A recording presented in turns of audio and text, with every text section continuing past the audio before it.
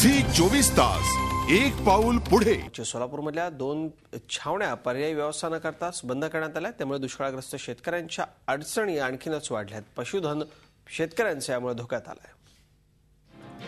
सोलापूर जिल्ह्यातल्या सांगोल्यामध्ये जनावरांच्या राज्यातल्या सर्वाधिक छावण्या आहेत। मात्र सांगोल्यातल्या आलेगाव आणि चोपडीच्या 2 छावण्या बंद करण्याचे आदेश तहसीलदारांनी दिले, तेही जनावरांची कुठलीही पर्यायी व्यवस्था न करताच। त्यामुळे 2000 जनावरांच्या चाऱ्याचा प्रश्न निर्माण झालाय।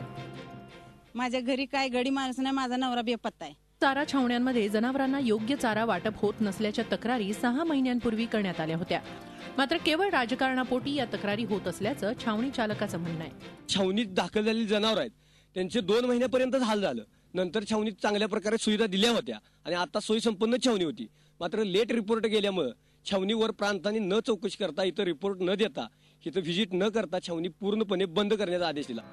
आता या छावण्या बंद झाल्यानं शेतकऱ्यांना दुसऱ्या छावणीचा पर्याय शोधावा लागणार आहे। मात्र ती छावणी 4 किलोमीटर लांब आहे, त्यामुळे दुष्काळग्रस्तांच्या अडचणीत आणखीनच भर पडणार आहे। संजय पवारसह bureau report, Zee Media, Solapur. Zee 24 तास एक पाऊल पुढे।